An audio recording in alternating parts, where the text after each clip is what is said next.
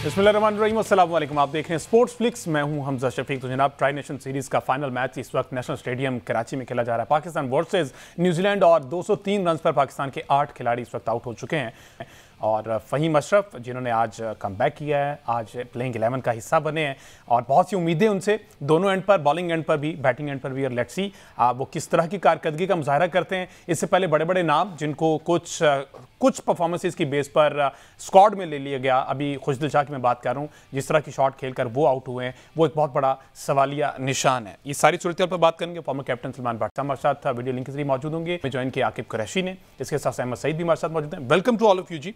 Thank you. Ahmed Saeed साहब, आपसे आगाज कर लेते हैं। चूंकि न्यूजीलैंड की टीम ने अब देखा, उन्होंने पहले बैटिंग करके भी देख ली, उन्होंने पहले बॉलिंग करके भी देख ली। मेरा ख्याल यही फॉर्मूला इस वक्त रिजवान भी शायद आजमाना चाह रहे हो ताकि अच्छी प्रिपरेशन हो सके चैंपियन ट्रॉफी के लिए। शायद वो भूल गए कि ये फाइनल भी ज़रूरी है। क्या कहेंगे, ज़रूरी था या नहीं था? देखें, यकीनन ये एक चॉइस इस सेंस में उन्हें की है कि वो अपने तमाम कार्ड जो है वो टेस्ट करना चाह रहे होंगे, क्योंकि हमने 5 दिन बाद यहाँ पर पहला मैच भी खेलना है सेम ओपोनेंट के अगेंस्ट। तो उन्होंने पिछले मैच में अपनी चेज में स्ट्रेंथ चूँकि चेक कर ली थी, तो इस बार यकीनन वो ये देखना चाह रहे थे कि हम पहले बैटिंग करके क्या अचीव करते हैं। और उसमें ज़ाहिर एक फैक्टर ये भी था कि जो बाबर आजम है वो भी रन नहीं कर पाए, तो शायद पहले बैटिंग करने के नतीजे में शायद उनको कुछ फ्रीडम मिलता खेलने में। लेकिन अनफॉर्चुनेटली उनको या तो पिच रीड करने में कोई मसला हुआ, या शायद वो उसके ऊपर पहले से चूँकि जहन बना चुके थे, वो रिस्क लेने की तैयारी करके यहाँ पर आए थे। तो पाकिस्तान की क्रिकेट टीम फिलहाल इस वक्त जिस कंडीशन में नज़र आ रही है वो यही है कि टॉस जीतकर पहले बैटिंग करने का फैसला जो है वो बहुत अच्छा दिखाई नहीं दे रहा है। लेकिन इसमें बहरहाल एक बात इसको हर पर्सपेक्टिव में जो वो लिया जा सकता है कि पाकिस्तान को ये चेक करने का मौका ज़रूर मिल गया है कि पाकिस्तान की जो अगर कंडीशन तब्दील होती हैं ज़रा सी, तो पिछला मैच जो था उसमें जाहिर है कि पिच तब्दील था। ये एक अलग पिच है, पिच नंबर 4 है गालिबन, या आकिब भाई इसको मज़ीद कंफर्म कर देंगे। तो इसका जो बिहेवियर है वो उस पिच से मुख्तलिफ है जहाँ पर पिछला मैच हुआ था। तो कंडीशंस, वेरिंग कंडीशंस के अंदर, बदलती हुई कंडीशंस के अंदर पाकिस्तानी बैटिंग किस तरह से बिहेव करती है, इसको टेस्ट करने का एक मौका मिला था। और इस टेस्ट में, इस लिटमस टेस्ट में अभी तक जो है वो पाकिस्तान की टीम कामयाब होती है हमें दिखाई नहीं दे रही है। इस वक्त चैलेंज ये भी नज़र आ रहा है कि पाकिस्तान के लिए 50 ओवर्स खेलना जो है वो मुश्किल हुई और वही 2 खिलाड़ी जो इन्हें पिछले मैच में स्कोर किया था उन्होंने कुछ रन बनाए हैं। उसके अलावा कोई बैट्समैन जो है वो हमें परफॉर्म करता हुआ यहाँ पर दिखाई नहीं। सलमान भाई ने ज्वाइन कर लिया। अस्सलाम वालेकुम सलमान भाई। वालेकुम अस्सलाम हमजा जी। सलमान भाई, मेरा ख्याल वही केन विलियमसन को फॉलो करते हुए रिजवान साहब ने भी फैसला किया कि क्यों ना दोनों एंड से चेक कर लिया जाए। पहले हमने बैटिंग भी करके देख लें, बॉलिंग भी करके देख लें, ताकि चैंपियन ट्रॉफी में आसानी हो। क्या कहेंगे, टॉस जीतकर ये वाला फैसला? और ये भी ज़हन में रखना ज़रूरी है कि सेकंड इनिंग में ड्यू भी पड़ता है। हमने पिछले मैच में भी देखा कि ड्यू पड़ा, बॉलर्स के लिए मुश्किलात उनके लिए हुई। इस पर क्या कहेंगे? देखिए, अगर ऐसा किया है ड्यू को देखने के लिए और प्रिपरेशन पर्पसेस के लिए, तो फिर तो ये एक पॉजिटिव चीज है और ये होनी चाहिए। न्यूजीलैंड ने भी पहले टॉस जीत के उन्होंने पहले बैटिंग की, अगले मैच में उन्होंने टॉस जीत के चेस किया, उन्होंने दोनों तरह से मैच जीता और आज वो फिर पहले बॉलिंग करके एक अच्छा कंटेन किया। उन्होंने एब्सोल्यूट कंट्रोल है उनका मैच के ऊपर। लेकिन हैविंग सेड दैट, ये पाकिस्तान की कंडीशंस हैं, परफेक्ट अच्छी कंडीशंस हैं। यहाँ पर पार्टनरशिप्स ना लगना, प्लेयर्स का बड़े रन्स ना करना, बैटिंग का फायर ना करना, ये कंसर्निंग चीज है। यू नो, जब आप कल की हम बात करते हैं, कल हम डिस्कस कर रहे थे परसों की जो इनिंग्स थी आगा सलमान और रिजवान की, कितनी शानदार थी। But you do not expect the same players to fire every day. It's a team game, इसमें सभी लोगों ने हिस्सा डालना है। और टॉप 3 में फखर ने 2 बारियां अच्छी ली, but Babar, Saud and other people, you know, something has to come from them. ये जब तक हर मैच में एक बंदा बड़ा स्कोर नहीं करेगा, आपको वनडे में बड़े कह लें जो कॉम्पिटेंट स्कोर्स हैं वो नहीं मिलेंगे। अच्छा, सरप्राइजिंग एलिमेंट रहा। बाबर भी जिस तरह से आउट हुए वो भी बड़े सरप्राइज थे। साउथ शकील को समझ नहीं आया बॉल कब आया, बॉल कब हिट भी हो गया स्टंप्स को, और वो इसी तैयारी में थे कि शायद ये कीपर ने पीछे से बेल जुड़ाई है और मैं क्रीज के अंदर मौजूद हूं। तो इतने ज्यादा वो क्लूलेस नजर आए हैं। क्या डिलीवरी समझ नहीं आई? हालांकि इन्हीं कंडीशंस में, और आप कह रहे थे कि वो स्पिन खेलते हैं, उनके स्टैट्स ये बताते हैं कि वो स्पिन को अच्छा खासा खेलते हैं। जी हाँ, बिल्कुल ऐसा ही है और इसमें कोई दो राय नहीं है। उनके सारे रन्स जो हैं वो स्पिनिंग ट्रैक्स पे और अच्छे अच्छे स्पिनर्स के खिलाफ उन्होंने बड़ी बड़ी बारियां ली हैं। टेस्ट मैचेस पाकिस्तान को जितवाए हैं, बहुत शानदार बारियां ली हैं, अंडर प्रेशर उन्होंने बड़े स्कोर किए हैं। But then it has been absolute dominance against spin और अनफॉर्चुनेटली वो उसके अगेंस्ट इधर आउट हो गए। और क्योंकि मिडिल पीरियड में तो ज्यादा स्पिनर्स ही बॉलिंग कर रहे हैं यहाँ पर भी, और उस पीरियड पे वो पहुंच ही नहीं पाए, वहां तक वो कैपिटलाइज ही नहीं कर सके। तो ये वही कह रहा हूँ ना कि ये कंसर्निंग चीज है। और पाकिस्तान की सिलेक्शन कमेटी पे भी इसका डेफिनेट प्रेशर होगा, क्योंकि उन्होंने 4 प्लेयर वो रखे हैं जो 1.5 साल से टीम में ही नहीं थे, 2-2 साल से नहीं थे। और अब जब वो आए हैं तो वो थोड़ा सा 3 मैच या तीसरा मैच है, कोई बड़ी परफॉर्मेंस नहीं आई, तो कंसर्निंग। बिल्कुल ठीक है। आकिब जरा जिसकी बात हो रही थी, अच्छा साउथ ने क्वाड फिर जो ऊपर जाता है बॉल जिसको उन्होंने पुल करने का, वो फिर एज लेके गया, अनफॉर्चुनेटली वो कैच नहीं हुआ, लेकिन यकीनन वही जो मिस्टेक्स पिछले मैच में की जा रही हैं वही दोबारा से साउथ जो है वो रिपीट करते हैं। फॉर्चुनेटली वो कैच नहीं हुआ उनके लिए, अनफॉर्चुनेटली। आकिब साहब ये बताइएगा ज़रा, तब्दीलियां जितनी हुई हैं, अभी तो हम बात कर रहे थे ऑफ द कैंप कि लॉकी फर्गुसन नहीं आए जो कि चैंपियन ट्रॉफी के स्क्वाड में है डेफिनेटली, तो अभी यही इनकी बॉलिंग लाइनअप इतना डिस्टर्ब कर रही है। वैसे क्या तब्दीली है पाकिस्तान साइड में? तो राना साहब के अलावा हमने देख ही लिया है, उधर कौन कौन सी तब्दीलियाँ? देखिए हमजा, सबसे पहले ये जो अभी हम कंडीशंस की बात कर रहे थे कि कंडीशंस हमने समझने में ये सीरीज़ बड़ी कारआमद है, तो ये यहाँ पे ये कहना चाहूँगा कि पाकिस्तान अगर अपने घर में रह के कंडीशंस को समझेगा तो फिर मेरा ख्याल अनफॉर्चुनेट है, बड़ा अलमिया है कि हम अपने होम ग्राउंड में रह के हमें लाहौर की पिच का नहीं पता, हमें कराची की पिच का नहीं पता, हमें पिंडी की पिच का नहीं पता। तो मेरा ख्याल है ये जो कंडीशंस वाला मामला है किसी भी प्लेयर का कि हम कंडीशन से जो है वो फेमिलियर होने की कोशिश करें, ये मेरा ख्याल है बेसलेस है। होम कंडीशंस पूरी दुनिया को ही पता होती है जो अपने घर में खेलते हैं, तो पाकिस्तान को भी पता होना चाहिए। साथ न्यूजीलैंड की लॉकी फर्गुसन टीम स्क्वाड का हिस्सा हैं, लेकिन अभी वो टीम स्क्वाड को ज्वाइन करेंगे 1-2 दिनों बाद। हम अगर पाकिस्तान की टीम की ही बात करें तो आज इब्रार अहमद के अलावा बाकी तमाम अपने आप को ऑलराउंडर ही कहते हैं। नसीम शाह तक जो है बड़ी अच्छी हिटिंग करते हैं, क्योंकि हमने गुज़श्ता दिनों जो गनी इंस्टीट्यूट में इनका प्रैक्टिस सेशन हुआ था 2 दिन, फिर उसके बाद LCCA में जो इनका प्रैक्टिस सेशन हुआ, वहाँ पर जो शाहिद असलम साहब हैं बैटिंग कोच, वो शहीन शाह अफरीदी को और नसीम शाह को स्पेशल प्रैक्टिस करवाते थे बिग हिटिंग की। और फ़हीम अशरफ है, मेरा ख्याल है कम अज़ कम भी 1 घंटा 14 मिनट उन्होंने प्रैक्टिस की थी, और वो जो है प्रैक्टिस बॉल से प्रैक्टिस करवा रहे थे। हम वहाँ पे बैठ के यही बात कर रहे थे कि क्या मैच में इनको इनकी मर्ज़ी की बॉलिंग मिलेगी। तो अब हम सब चीज़ें हमारे सामने। खुशदिल शाह ने भी वहाँ पर बैटिंग की थी, लेकिन बैटिंग में वो फेर रहे थे, आल्दो के बॉलिंग उन्होंने थोड़ी बहुत बेहतर की थी।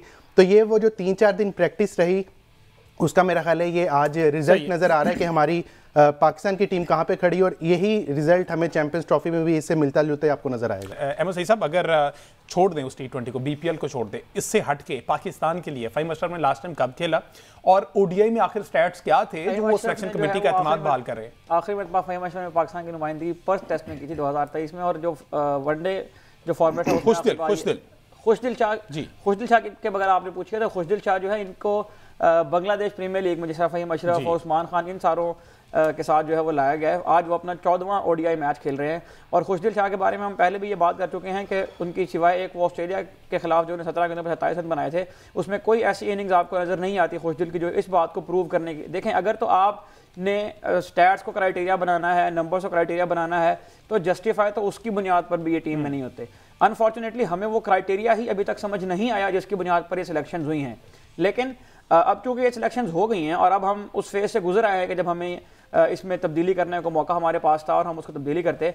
अब चूंकि हमारे पास यही दस्तियाब जो स्क्वाड है उसी से हम नताइज हासिल करने हैं, तो अब मेरा ख्याल है कि इस पर बात करना शायद चैंपियंस ट्रॉफी के बाद मुनासिब होगा कि ये सिलेक्शन कैसे हुई, क्यों हुई। लेकिन अब हमें इसके ऊपर बात करनी चाहिए कि अब जो हमारे पास अवेलेबल स्क्वाड है उसको किस तरह से इस्तेमाल करके इसमें से मैक्सिमम आउटपुट लिया जा सकता है। उसको ट्राई करने के लिए आज मेरा ख्याल है कि उन्हें खुशदिल और फ़हीम अशरफ को एक साथ जो है वो उतारा है। तो ये यकीनन इस पे कंटेंटिंग पॉइंट ऑफ व्यू हो सकता है आकिब भाई का भी, आपका भी, लेकिन मेरा ये ख्याल है कि अगर हम चैंपियंस ट्रॉफी से पहले एक ट्राई करना चाहते हैं, क्योंकि चैंपियंस ट्रॉफी बहरहाल इस ट्राई सीरीज से इंपॉर्टेंट इवेंट है, तो इस एक एक्सपेरिमेंट को, इस एक तजर्बे को एक दफ़ा हो लेने दें, उसके बाद फिर मेरा ख्याल है कि इसके ऊपर हम बात करेंगे।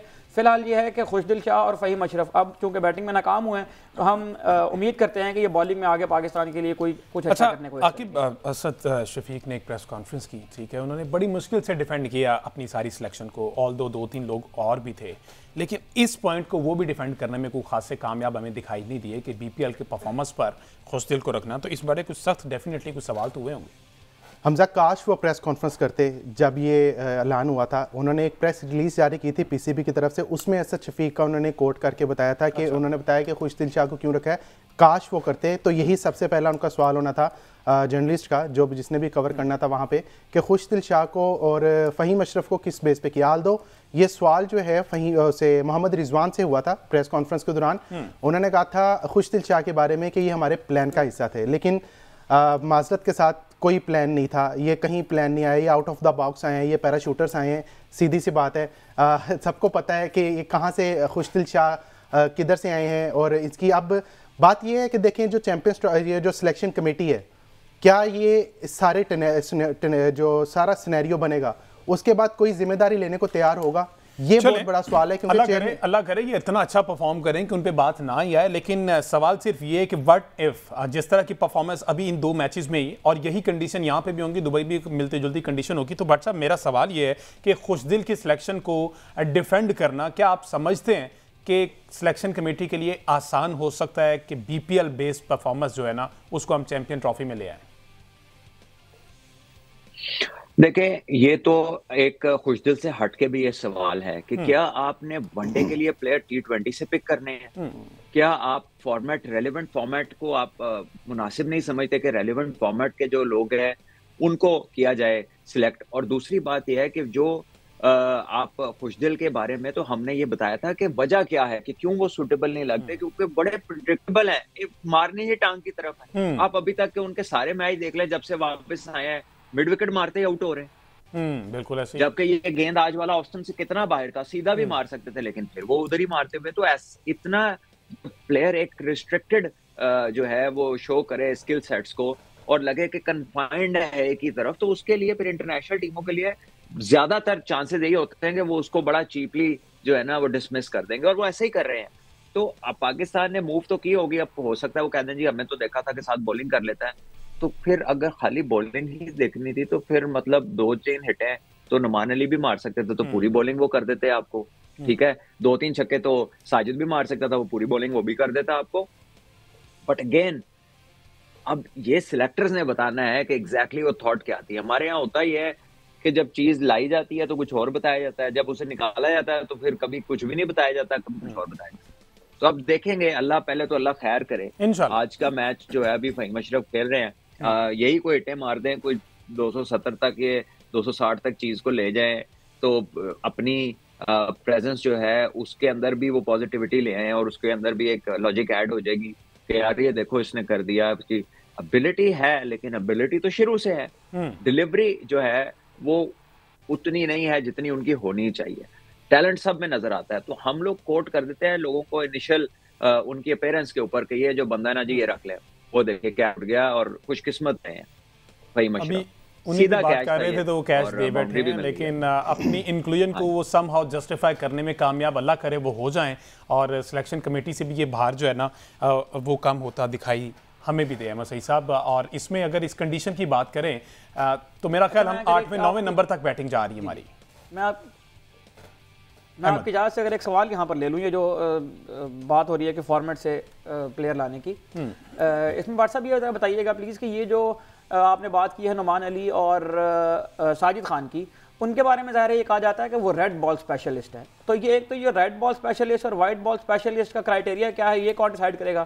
फिर हमने ये देखा कि अजहर अली जो थे वो रेड बॉल स्पेशलिस्ट थे, लेकिन जब वो 2017 की चैंपियंस ट्रॉफी में ज़रूरत पड़ने पर टीम में आए तो उन्होंने बड़ी इनिंग्स खेल कर दिखाई।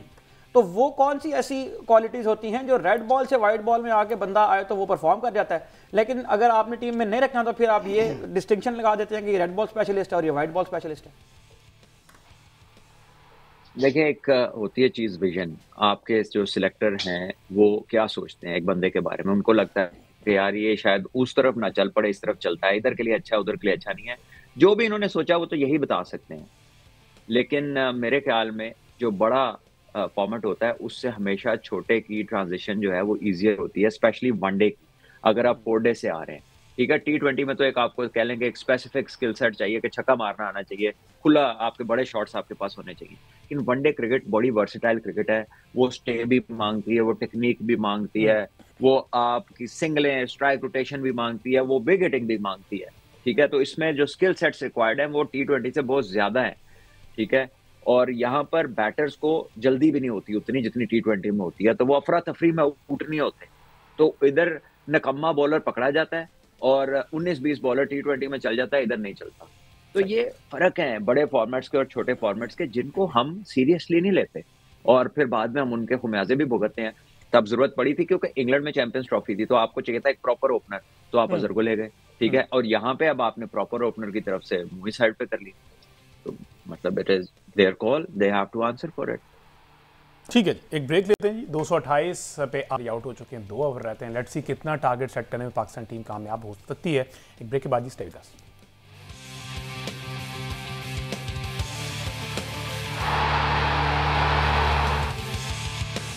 वेलकम बैक जी। इस वक्त पाकिस्तान टीम जो है मुश्किलात का शिकार है। गिरते पड़ते 241 रन पर तो पहुंच चुकी। 9 खिलाड़ी आउट हो गए हैं। फ़हीम अशरफ साहब जो हैं वो अभी कैच पकड़ा बैठे। इससे पहले उन्हें 3 मौके मिले, लेकिन एक भी प्रॉपर वो हिट जो है वो कनेक्ट नहीं कर पाया कि बाउंड्री से बाहर जाए। तो ये एक बहुत बड़ा सवालिया निशान है। मिडल ऑर्डर बैटर हैं, ऑलराउंडर हैं और एज पावर हिटर उस प्लेस पर जस्टिफाई नहीं कर पा रहे उस सारी सिचुएशन को। सलमान भट्ट साहब भी हमारे साथ मौजूद हैं, जरा बताइएगा मुझे। भट्ट साहब, गिरते पड़ते हम 241 तक पहुंच गए, वही 250 जो कि अजनों से चलता आ रहा है। हमारा जो माइंडसेट होता है वो 250 कर लें, उसके बाद हम इसको कोई हिलजुल कर लेंगे। तो काफी हद तक मेरा ख्याल फाइटेबल स्कोर तो हो रहा है। चलें ठीक है, अगर आप कह रहे हैं तो मैं मान लेता हूँ कि ये फाइटेबल स्कोर है। कंसिडरिंग द सर्कमस्टांसेस के इधर पिछले मैचों में 350 हुआ है, 350 चेस हुआ है इसी ग्राउंड में, इसी तरह के मिलते जुलते पिच पे, और आज भी पिच में कुछ करता हुआ नजर नहीं आया। ऐसा नहीं लगा कि किसी बैट्समैन को पिच ने आउट किया है या बॉल कोई बहुत ज्यादा ब्रेक हो गया या कोई सीम स्विंग हो गया। So I think it is basically our inability to bat 50 overs. वो टॉप 6 वाला जो है ना, हम बिल्कुल भी कंसिस्टेंट नहीं है कि जो प्लेयर्स हैं हमारे वो ऑक्यूपाई करें क्रीज को और बड़ी बड़ी पार्टनरशिप बिल्ड करें, 1-2 बंदे बड़ा स्कोर करें।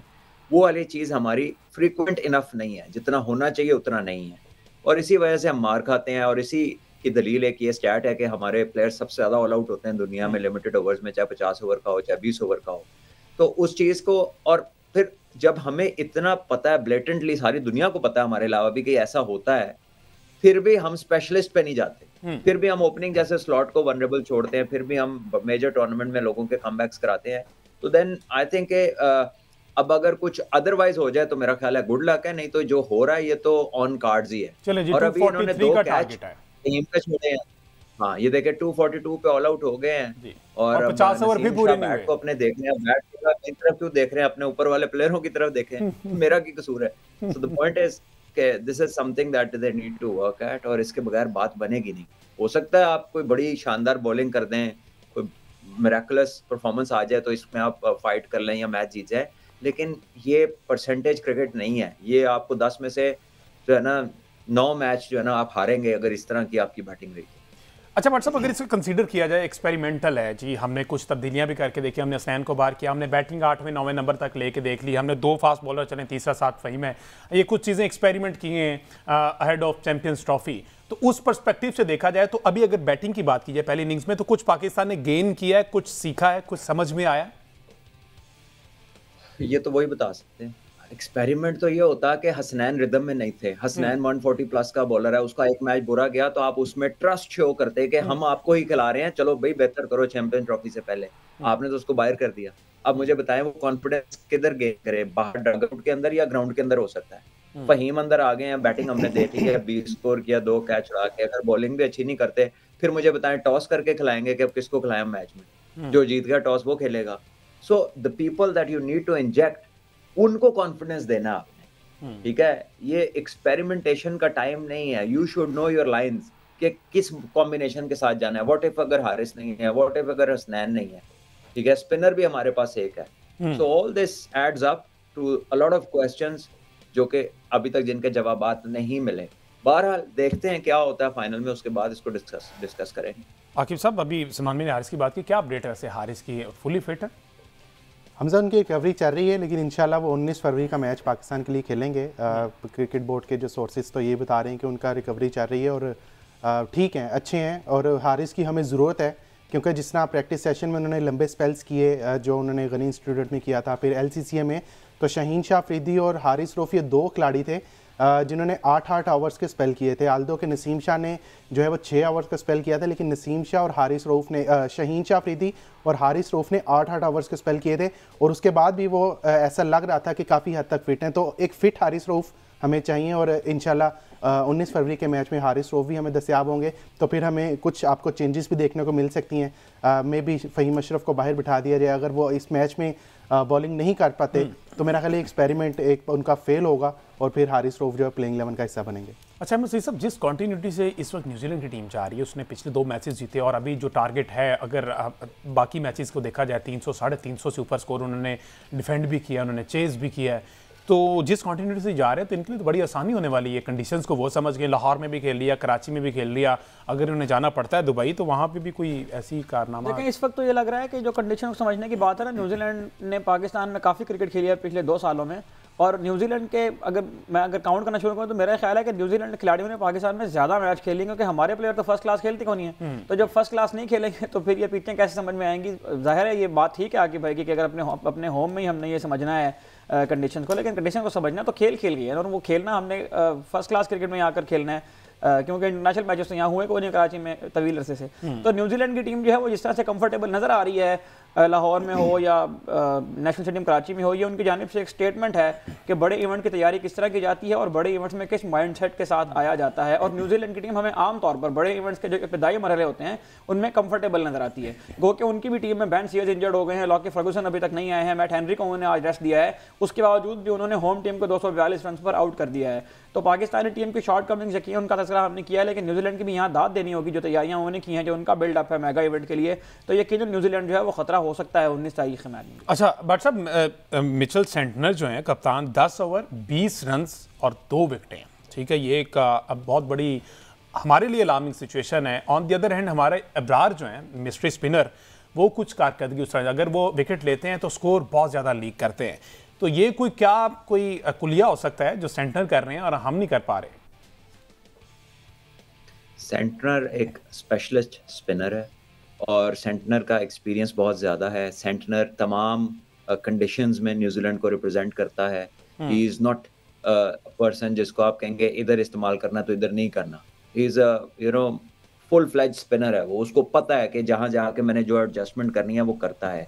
इब्रार को तो अभी ऐसा लगता है कि अपनी पेस जो है ना वो उसने मालूम करनी है कि किस पिच पे किस पेस पे मैंने बॉलिंग करनी है, so that will come with experience. और ये जो मिस्ट्री स्पिन होती है ना, ये वंस बैटर्स नो के ये फिंगर उल्टी है या सीधी है तो उसके बाद ये मिस्ट्री रहती नहीं इसमें और बड़ा आसान हो जाता है उसको खेलना। So Pakistan has opted for a option जिसको कह लीजिए कि अगर वो पढ़ ली जाए ऑपोजिशन की तरफ से तो मुश्किल होती है। आपको पॉडकास्ट जो मैंने ग्लेन फिलिप्स का किया है, asked him a question about Ibrar, तो उसने कहा कि वो इतनी मिस्ट्री नहीं है, उसको तो हमने खेला है, अभी नो कि उसको कैसे, एंड उन्होंने पहले मैच में दिखाया खेल के, तो अब देखते हैं कि आज क्या होता है। लेकिन कहीं ऐसा लगा नहीं कि उन्हें नहीं मालूम कि इब्रार का कौन सा बॉल अंदर आना है और कौन सा बाहर जाना है। जी अहमद। अच्छा बट साहब, जो आज टीम शीट खेल रही है उसमें 3 फास्ट बॉलर हैं हमारे पास, फ़हीम अशरफ हैं, शाहीन शाह अफरीदी हैं और नसीम शाह हैं, और फ़हीम अशरफ और इनको मिलाकर मेरा ख्याल है कि 30 ओवर हम किसी ना किसी तरह करवाने में कामयाब हो ही जाएंगे। अबरार से हमने 10 ओवर करवाने हैं, उसके अलावा जो हमें 10 ओवर करवाने हैं, अगर अबरार और फ़हीम अशरफ में से किसी से ओवर नहीं हो पाते तो वो कमी फिर हमें खुशदिल और सलमान अली आगा से पूरी करनी है। तो आपके ख्याल में ये जो अब हमारे सामने चूँकि टोटल आ गया हुआ है 243 रन हमने डिफेंड करने हैं, तो ऑन पेपर आपको क्या लग रहा है कि ये 243 रन को डिफेंड करने वाला बॉलिंग अटैक है हमारे पास? ये तो करेंगे तो हमें रियलाइज होगा कि ये भी कर सकते हैं, क्योंकि देखिए अभी तक जो हमारी बॉलिंग के साथ दोनों मैचों में 350 रन हमें हुए हैं। So what are we trying to predict, और स्पेशली जबकि उसमें हारिस भी नहीं है और किसी और ने कोई बहुत इंप्रेसिव बॉलिंग भी नहीं की, कोई ऐसे चांसेस भी नहीं क्रिएट किए, तो ये आज करके दिखाना पड़ेगा, फिर ही कोई सोचने पे मजबूर होगा कि यार ये भी काम हो सकता है। अभी के लिए तो ऐसा लगता है कि ये बड़ा एक इजी टारगेट है न्यूजीलैंड के लिए, अनलेस कि हमारे बॉलर्स जो हैं वो कोई बड़ा मुजाती परफॉर्मेंस पुट अप करें। अच्छा बट साहब, तैयब ताहिर की बात मैं करना चाहूँगा। कहा यह जाता है, एक्स क्रिकेटर्स ये कहते हैं he is a giant in his home condition और पाकिस्तान की कंडीशंस को बहुत अच्छे तरीके से समझता है।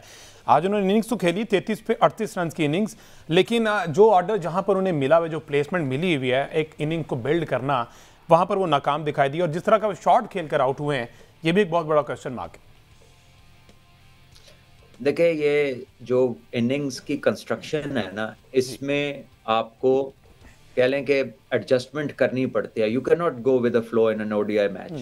फ्लो जो है ना वो इतनी लंबी लेंथ के लिए आपकी वेरिएशन आती है फ्लो में, यहाँ पर हम देखते हैं कि अगर कुछ एक शॉट मारता है, 2 मारता है, तो वो समझता है कि अब बस काम चल पड़ा, मारे जाओ शॉटें। वनडे में जो बेस्ट चीज है कि आफ्टर अ बाउंड्री आप स्ट्राइक रोटेट करते हैं और आप कोशिश करते हैं कि आप एंड तक खेलें, और वहां तक आप अपने टारगेट बनाते हैं कि किस बॉलर के ऊपर मैंने इतने रन लेने हैं और किसकी दफा मैंने स्ट्राइक रोटेट करनी है, कहाँ टीम का टोटल है और इस तक रूट क्या होगा। ये सारा आइडेंटिफिकेशन, ये मैप एक प्लेयर के, एक स्पेशलिस्ट बैट्समैन के दिमाग में होना चाहिए। अगर वो आके सिर्फ अपनी शॉट्स खेलते हैं तो वो तो इंग्लैंड से ज्यादा कोई नहीं खेलता। और अभी तक देख लें, जब से इंडिया पहुंची इंग्लैंड की टीम, एक मैच में पूरे ओवर नहीं खेल सके, वो एक मैच नहीं वो लोग जीत सके, क्योंकि वो भी एक ही टेम्पो से खेलने की कोशिश करते हैं। वनडे क्रिकेट में टेम्पो अप एंड डाउन जाता है, जो प्लेयर्स उसको एडजस्ट करते हैं वही बैटिंग साइड जो है ना उसमें सक्सेसफुल होती हैं, वही बड़े रन करती हैं। जब आप एक फ्लो के साथ जाते हैं तो साल में एक आध दफा आप बहुत स्पेक्टेकुलर खेल सकते हैं, हैरान परेशान कर सकते हैं, लेकिन कंसिस्टेंसी आपकी नहीं होगी और बड़े टूर्नामेंट्स में फिर आपको परेशानी का सामना हो सकता है। Consistency is the key of success. Saqib साहब, जिस तरह से आप बता रहे थे अभी कि नेट्स में तो जनाब ये बहुत बड़े बड़े छक्के लगाते हैं, अब वहाँ पर ऐसी कोई प्लानिंग नहीं होती कि हमने इतना पार्शली लेके चलना है, ओवर बाय ओवर लेके चलना है, कि वहाँ बस सिर्फ हिट करके और बस यही हमारा हो गया काम? देखिए हम ऑब्वियसली प्रैक्टिस मैचेस में सिनेरियो बेस्ड मैचेस होते हैं। अजहर महमूद की तरफ से जो भी प्रैक्टिस मैच किया गया था, जो असिस्टेंट कोच है उनकी तरफ से बताया गया था कि 1 घंटे में आपने इतने रन्स बनाने हैं, और बॉलर्स को बताया गया था कि आपने 1 घंटे में इतने ओवर्स करवाने हैं। तो वहाँ पर जिस तरह मैंने बताया आपको, सबसे लंबे स्पेल इन दोनों ने किए हैं। वहाँ पर इब्रार अहमद से भी बॉलिंग करवाई गई, सलमान अली आगा से भी बॉलिंग करवाई गई, खुशदिल शाह से भी बॉलिंग करवाई गई। लेकिन वही वाली बात जिस तरह सलमान भी कहते हैं कि बिल्कुल ऑल टुगेदर डिफरेंट प्रेशर होता है आपका प्रैक्टिस मैच का, सिनेरियो मैच का। फिर जब आपकी टीम्स का इंटरनेशनल मैचेस होते हैं वो डिफरेंट होता है, क्योंकि इंटरनेशनल जो टीम्स होती हैं उन्होंने आपको प्रैक्टिस बॉल्स की तरह जो है बॉल थ्रो नहीं करना होता। इंटरप्ट करने के लिए माजूद, अजान ब्रेक की तरफ, ब्रेक से वापस आते हैं, फिर कंटिन्यू करते हैं।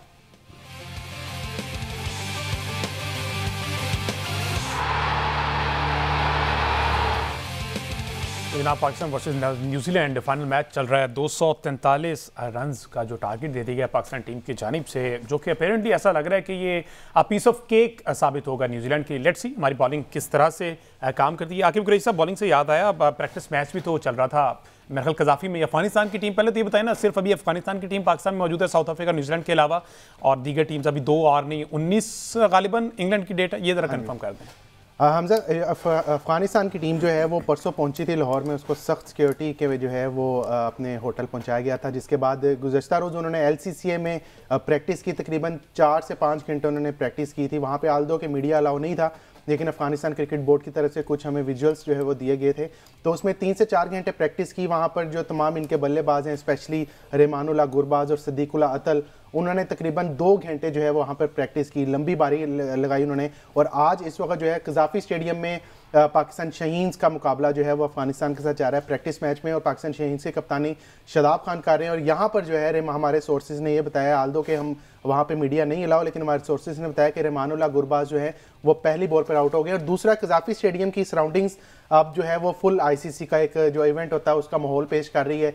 तमाम ब्रांडिंग हो चुकी है ICC की, तमाम जो बिल बोर्ड्स हैं वो ICC के लग चुके हैं, बल्कि ना सिर्फ कजाफी स्टेडियम में, पूरे लाहौर में जो है वो ICC के बैनर्स लग चुके हैं। तो एक फेस्टिवल सी फीलिंग अभी आना शुरू हो गई है चैंपियंस ट्रॉफी की। और दूसरी, साउथ अफ्रीका की टीम जो है वो न्यूजीलैंड, और दोनों टीमें यहीं पे हैं। अब अगली टीम जो है इंग्लैंड की टीम जो है आना है, और मोस्ट प्रोबेबली वो 16 या 17 को जो है यहाँ पर पहुंचेगी। उसके बाद उसके 2 प्रैक्टिस सेशन होंगे, और पहला मैच अफगानिस्तान की टीम जो है वो कल यहाँ से कराची से जो है, लाहौर से जो है कराची रवाना होगी, क्योंकि पहला मैच उनका कराची में है साउथ अफ्रीका के खिलाफ। तो 2 टीमें अगले 2 से 3 दिन में यहाँ पे आ जाएंगी। और अगले 16 तारीख को ऑब्वियसली आपको पता है ICC चैंपियंस ट्रॉफी का कर्टन रेजर भी है लाहौर के हजूरी बाग में। वहाँ पे जो है इंटरनेशनल क्रिकेटर्स का डिस्कशन पैनल भी एक जो है वो भी किया जाना, और आतिफ असलम जो है वो ICC के जो चैंपियंस ट्रॉफी का ऑफिशियल गाना जो है वो गाएंगे। और उसके बाद चैंपियंस ट्रॉफी की इफ्तिताई तकरीब रंगारंग जो है वो 19 फरवरी। ठीक है जी, बहुत सारी हैपनिंग है, और इंशाल्लाह ये एक अच्छा पाकिस्तान होस्ट साबित होगा इस ICC इवेंट का। आफ्टर 29 ईयर्स अब कुछ ही दिन रह गए, जितनी भी तैयारियां करनी थी वो हो चुकी हैं। अब सिर्फ पाकिस्तान क्रिकेट टीम ने परफॉर्म करना है। मुझे दीजिए इजाजत, अल्लाह हाफिज़।